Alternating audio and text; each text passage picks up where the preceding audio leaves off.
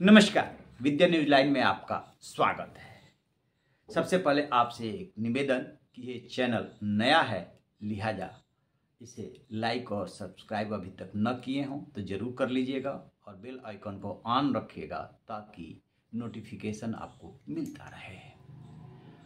अटल बिहारी वाजपेयी की पुण्यतिथि है। उन्हें क्या कहें, कवि, साहित्यकार, पत्रकार, राजनेता, बहुत सारे चीज़ें उनमें थी। एक ऐसे राजनेता के रूप में फिलहाल याद करते हैं जिन्हें पता था कि कैसे सबको साथ लेकर के चला जाता है, विरोधियों को भी अपना बना लेने का गुण और उसके साथ ही सख्त फैसले करने का भी जज्बा और अंदर से साहस।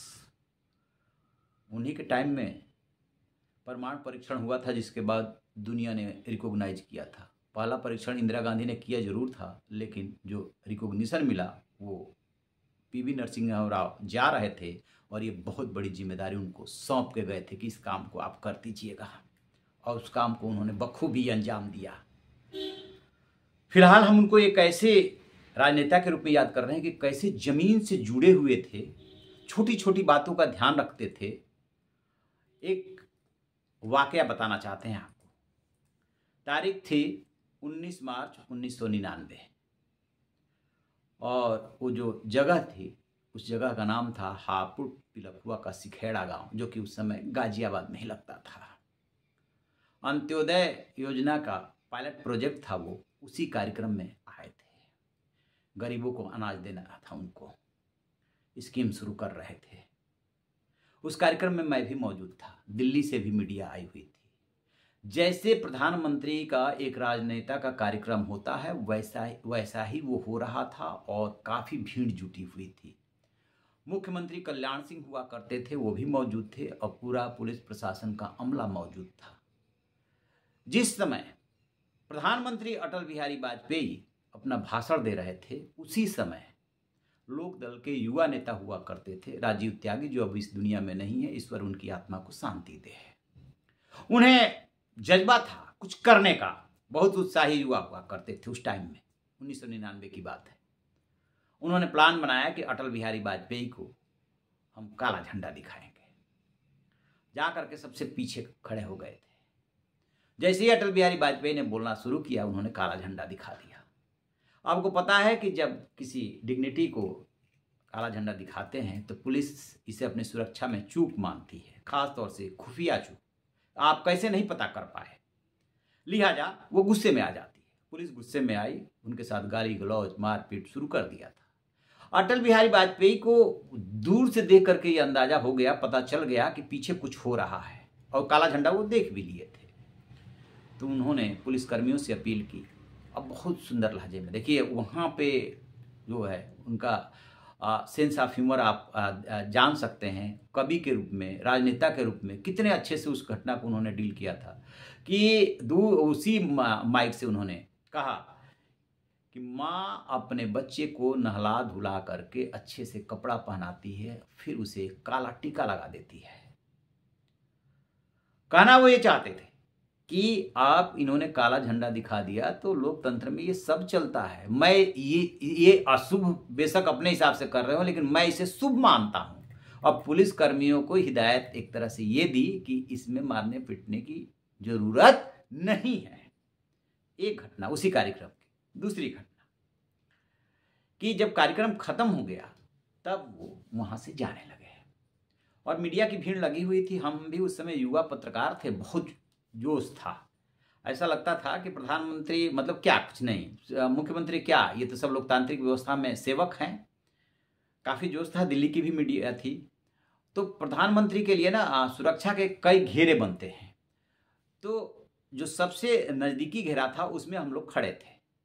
जब वो मीडिया से बात नहीं करना चाहते थे, क्योंकि पब्लिक कार्यक्रम में सामान्य तौर पर बात करते भी नहीं है। लेकिन जरा आप एक बात सोचिए, जो जिले की मीडिया है, डिस्ट्रिक्ट लेवल पे जो भी रिपोर्टर्स काम कर रहे हैं, उनको प्रधानमंत्री से इंटरेक्शन करने का पूरे करियर में कितनी बार मौका मिलता होगा। मुख्यमंत्री तो चलिए गाहे बगाहे आते हैं जिले में तो मिल जाते हैं।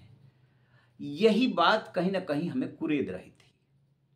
लिहाजा जो बैरिकेडिंग लगी हुई थी उस पर जो है मैं चढ़ गया था। और वहीं से आवाज़ लगाई थी कि प्रधानमंत्री जी आप ऐसे कैसे जा सकते हैं, आप भी तो पत्रकार रहे हैं। एक जिले के रिपोर्टर को कितनी बार प्रधानमंत्री से इंटरेक्शन का मौका मिलता है। प्रधानमंत्री अटल बिहारी वाजपेयी का इतना सुनना था कि भारी शरीर था, उन्होंने पीछे मुड़ करके देखा और आ गए पत्रकारों के पास। थोड़ी सी दूरी थी, आ गए और आ करके आंखों में आंख डाली। वहां से वो देख लिए थी कौन पत्रकार ऐसे बोल रहा है। आ करके पूछा था हमसे, कहिए क्या कहना है। इसके बाद सवाल जवाब का दौर शुरू हुआ। उसी में कुछ पुलिस प्रशासन की शिकायतें भी हुई और फिर जो है वो बातचीत करके इत्मीनान से मुस्कराते हुए निकल गए थे। इतनी तो जानकारी होगी कि वो पत्रकार भी रहे हैं, कई अखबारों में वीर अर्जुन समेत कई अखबारों में उन्होंने काम भी किया था, संघ से भी जुड़े रहे, कवि भी रहे, राजनेता भी रहे। राजनेता बहुत कम हो पाते हैं। नेता होना एक बात है, राजनेता होना जिसको स्टेट्समैन कहते हैं वो बहुत कम लोगों में गुण होते हैं। वो सबको लेके चलते हैं। अंदाजा लगाइए, उसके 1 महीने बाद उनकी सरकार गिर गई थी। और सरकार किस बात पे गिरी थी? एक वोट से सरकार वो गिरी थी। पहली बार अटल बिहारी वाजपेयी की 13 दिन की सरकार बनी थी 1996 में। विश्वास मत हासिल नहीं कर पाए, 13 दिन बाद उन्होंने रिजाइन कर दिया था। फिर विपक्ष ने सरकार बना ली थी। 1998 में चुनाव हुआ, 1998 में जीत करके आए तो 13 महीने की सरकार रही और AIADMK समर्थन कर रही थी।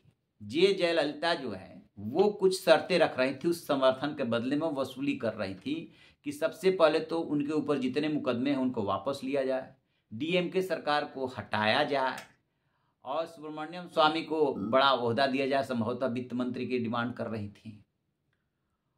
अटल बिहारी वाजपेयी इतनी बातें मानने के लिए तैयार नहीं थे क्योंकि सब कुछ उन्हीं के हाथ में नहीं था, या उनका जमीर अलाउ नहीं कर रहा था कि आप गलत बात कहें और मैं उसको मान जाऊं। सरकार उनके खतरे में आ गई। जब विश्वास प्रस्ताव पे, अविश्वास प्रस्ताव या विश्वास प्रस्ताव जो भी उस समय लाया गया था, बहस होने लगी, उसी समय वहां पे खेल हो गया। गिरधर गुमांगो हुआ करते थे कांग्रेस के सांसद। फरवरी में ही उन्हें उड़ीसा का मुख्यमंत्री बना दिया गया था और ये वाकया 16-17 अप्रैल 1999 का, जब विश्वास मत की हासिल करने की बात आई, क्योंकि उनके एक पार्टी ने उनसे समर्थन वापस ले लिया था। फिर तो हुआ खेल ऐसे कि नैतिकता ये कह रही थी कि गिरधर गुमांगो वोट नहीं दे सकते क्योंकि वो तो मुख्यमंत्री बन चुके हैं, लेकिन नियम कानून ये कह रहा था यदि उनकी अंतरात्मा ये कहती है कि नहीं आप वोट दो, तो नियमानुसार वो लोकसभा के सदस्य थे और 6 महीना तक कोई भी पद धारण करने तक आप 6 महीने तक बने रह सकते हैं। 6 महीने बाद रिजाइन, 6 महीने के अंदर रिजाइन करना होता है। बाला योगी जो थे वो स्पीकर थे। कोई नोट आया, उनको नीचे से नियम बताया गया कि चाहे तो वो अंतरात्मा की आवाज पे वोट दें, चाहे तो न दें। इसके बाद उन्होंने वोट देने का फैसला कर लिया था और उन्हीं के वोट से अटल बिहारी वाजपेयी की सरकार चली गई थी। स्वाभाविक रूप से राजनेता तो थे ही, इंसान भी तो थे। बुरा तो लगा होगा कि आपकी जमीर ने आपको आवाज नहीं दी, लेकिन राजनीति में ये सब होता है। थोड़ी देर बाद वो भी भूल गए थे और ये एक आप कह सकते हैं कि उदाहरण बन गया। आज तक कोई भी सरकार एक वोट से यहां पे तो नहीं गई है। आपको याद है ना, एक बार बोलते बोलते उन्होंने ये बोला था कि खरीद फरोख्त की सरकार बनाना, नैतिकता को ताक पे रख करके सरकार बनाना, ऐसी सत्ता को हम चिमटे से भी नहीं छूना चाहेंगे। कितने ऐसे नेता बचे होंगे आज के डेट में, पार्टी चाहे कोई भी हो, ऐसे थे अटल जी। आपकी क्या राय है कमेंट बॉक्स में जरूर बताइएगा। Thank you.